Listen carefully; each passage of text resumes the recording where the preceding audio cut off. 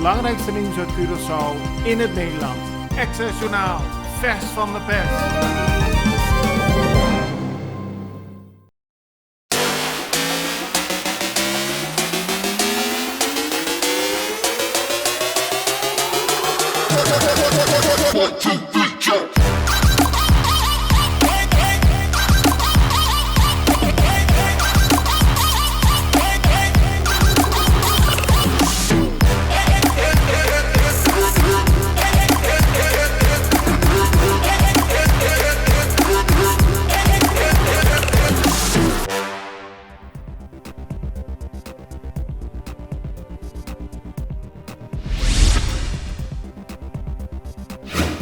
De overkoepelende vakbondsorganisatie SSS doet een oproep aan de overheid om meer aandacht te besteden aan de arbeidsmarkt.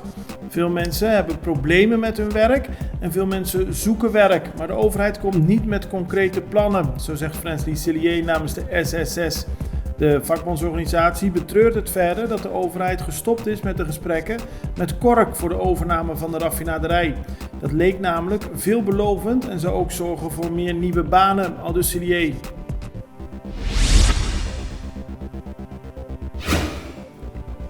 Een toerist is gisteren aangevallen op het Brionplein door straathonden. De man raakte daarbij gewond.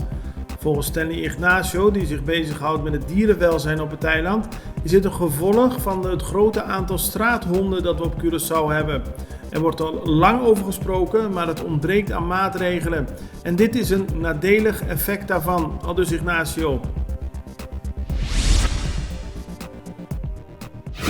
Na Colectra, nós toma tempo para servir ora com mais de comunibo.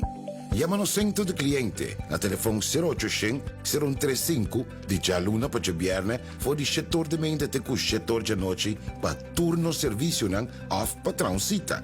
Se você quer cita para Sabra, também por hora. Por escolher para trabalhar, riba aqualectra.com e aproveitar a mesura, põe o documento na cerca para visita cerca nós vai mais fácil.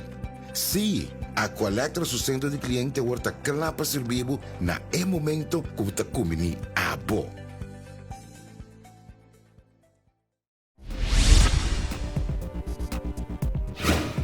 Een mogelijke oplossing voor de straathondenproblematiek komt er wellicht binnenkort aan. Dat zegt Maria Garcia, vicevoorzitter van de dierenbescherming. In de Ronde Klip moet er een grote opvang voor straathonden verrijzen. Die moet plaats bieden aan maximaal 300 straathonden. Jonge honden kunnen worden gesteriliseerd of gecastreerd en wellicht kan er een nieuw baasje worden gevonden. Oude honden, voor wie geen interesse meer is, kunnen worden ingeslapen.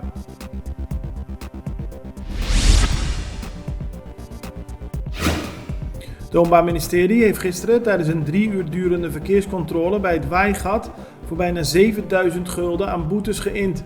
Daarbij ging het om openstaande boetes en nieuwe boetes. Er werden enkele auto's beboet voor mensen die rondrijden met ruiten die te donker getint zijn. Het Openbaar Ministerie adviseert mensen om de boetes zo snel mogelijk te betalen en het er niet op laten aankomen dat er voor de rechter moet worden verschenen.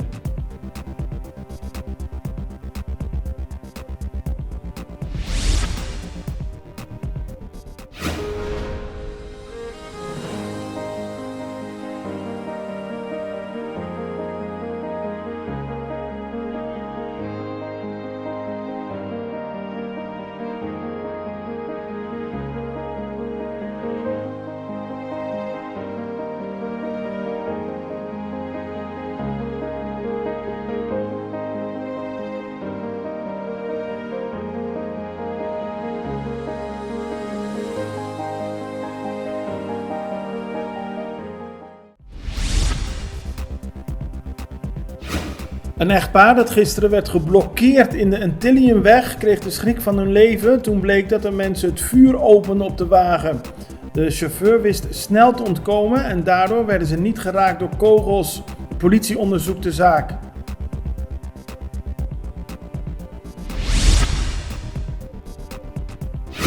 Medewerkers van de ministeries van Economische Ontwikkeling en van Gezondheid hebben gisteren een minimarket in de buurt van Bandabau gesloten.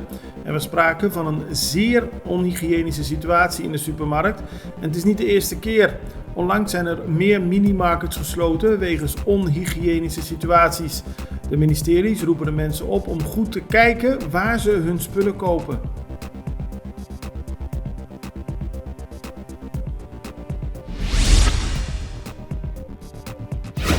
Onder toeziend oog van minister van Economische Ontwikkeling Rui Sandro Seintje heeft Aqualectra gisteren de eerste intelligente stroommeters geïnstalleerd bij Abrahams en Zapateer. Dankzij de intelligente stroommeters moet de elektriciteitsrekening van de bewoners lager uitvallen. Minister Seintje was onder de indruk van de intelligente stroommeters en prees Aqualectra voor hun werk.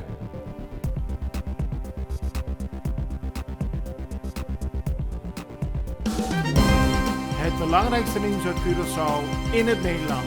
Extra Journaal, vers van de pers.